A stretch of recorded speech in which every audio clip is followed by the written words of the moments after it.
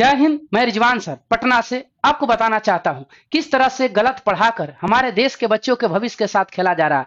किस तरह से गलत पढ़ाकर हमारे देश के बच्चों के भविष्य के साथ खेला जा रहा है। खान सर के अंडर में एक टीचर है जो अपने 53 मिनट के वीडियो में एक्सप्लेनेशन गलत बता रहे हैं। खान सर के अंडर में एक टीचर है जो अपने 53 मिनट के वीडियो में एक्सप्लेनेशन गलत बता रहे हैं। उस पूरे एक वीडियो में से 3 क्वेश्चन आपको दिखा रहा हूं। उस पूरे एक वीडियो में से 3 क्वेश्चन आपको दिखा रहा हूं। जो पहला क्वेश्चन आपके सामने है, क्योंकि इतनी सारी गलती करने से पता चलता है कि टीचर को वास्तव में ग्रामर की समझ नहीं है। इतनी सारी गलती करने से इतनी गलती कैसे कर सकता है कोई। देखिए आते हैं।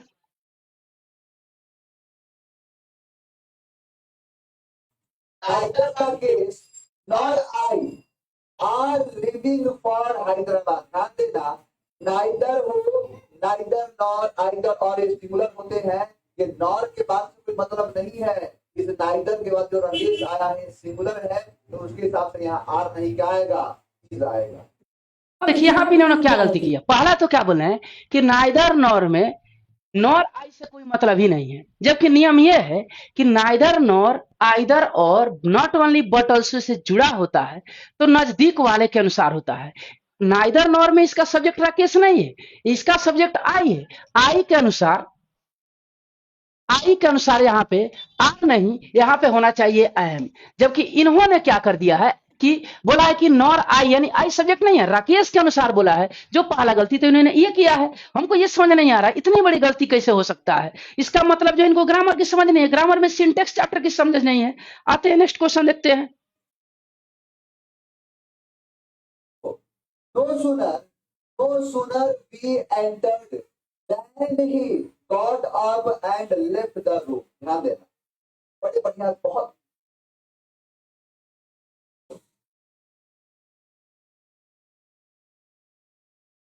बहुत बढ़िया तरीके से समझना है आपको। ये क्वेश्चन बहुत बढ़िया है, ये क्वेश्चन बहुत बढ़िया है। देखिए इन्होंने क्या बोला, ये क्वेश्चन बहुत बढ़िया है, क्वेश्चन बहुत बढ़िया है, लेकिन गलती करेंगे और विद्यार्थियों को गलत पढ़ाएंगे। ऐसे ऐसे टीचर है, देखिए कैसे एक्सप्लेनेशन दे रहे हैं। आपको यहाँ जोड़ना पड़ेगा हैड, यानी we had, no sooner we had entered.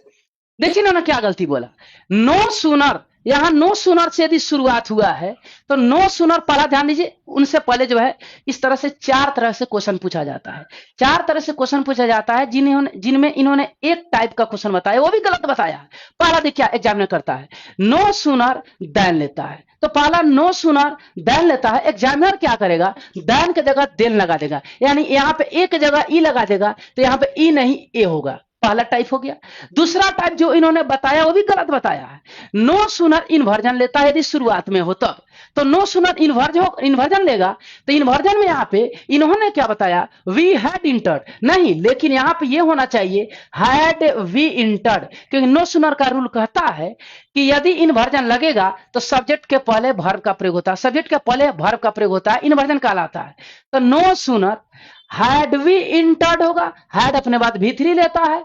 No sooner had we entered होगा, या अगर जो है यहाँ पे डिड लगाते हैं तो यहाँ पे V1 करना होगा, यानी no sooner had we entered भी सही हो सकता है, no sooner did we enter भी सही होगा। यहाँ पे ये लगाते हैं तो V1 करना होगा, डिड वी इंटर, तो दोनों तरह से सही होता है। इन्होंने क्या बोला, वी हैड, जबकि आंसर होना चाहिए हैड वी, इन्होंने ये गलती बताया। तो तीसरा तरह से आपको ये हमने बता दिया, डिड प्लस V1 होगा, हैड प्लस आपको V3 होगा। तीसरा टाइप क्या पूछता है कि एग्जामिनर जो है ना देन के बाद यहाँ पे हैड लगा देगा, देन के बाद हैड लगा देगा, हैड प्लस V3। अब जानते हैं आप अच्छी तरह हैड के बाद V3 होता है।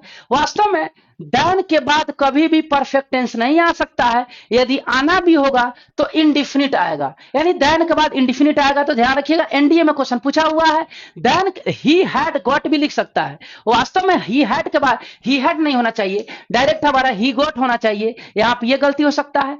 अगला जो हमारा देता है कि यदि इसको लिखना चाहे एक और तरीका से, जो आपको बैंक पीओ में पूछता है, क्या पूछता है कि नो सूनर को बीच में ला देगा, तो इसको ऐसे भी लिख सकते हैं, we no no sooner entered, क्या लिख सकते हैं, वी नो सूनर इंटर्ड, यानी नो सूनर को हम यहां भी ला देंगे। यानी रूल क्या कहता है, यदि नो सूनर बीच में जाना चाहे तो वह मेन वर्ब के पहले आएगा। तो चौथा तरीका हमारा क्या हो गया, no sooner we entered then he got up and left the room. तो पहला तरीका क्वेश्चन क्या पूछा, नो सूनर देन लेता है, देन की जगह देन देगा, आपको देन लिखना है।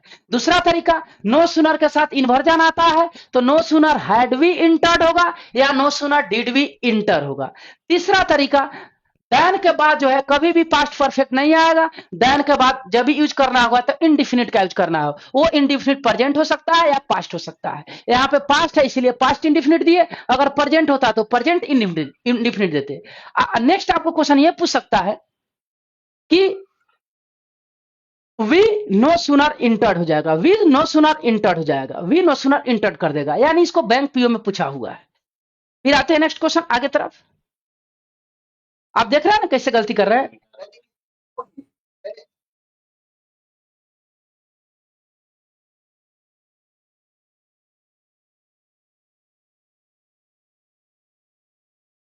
जो ही ना की वह इंटर किया ही था कि वह क्या हो गया, खड़ा हो गया एंड लिफ्ट द रूम, यानी रूम को छोड़ दिया। यानी हु डू आई वांट नहीं, whom डू आई वांट। यहां देखिए इन्होंने क्या गलती कर दिया, हु को जगह बोला है हुम, इन्होंने बोला कि हु की जगह हुम होगा। वास्तव में नरेशन की समझ नहीं है, नहीं तो नरेशन की समझ होती तो इतना बड़ा इतना छोटा गलती कैसे कोई कर सकता है। और सबसे बड़ी बात ये बोलना है कि सबसे इंपॉर्टेंट क्वेश्चन है, the receptionist asked me who do I want नहीं हुम आई वांटेड होगा, हु डू आई वांट नहीं हुम आई वांटेड होगा, क्योंकि नरेशन की गलती है। यहां पर जो अच्छा आस पास था इसलिए हुम आई वांटेड हो जाएगा, इतना ही रखते हैं। फिर जय हिंद।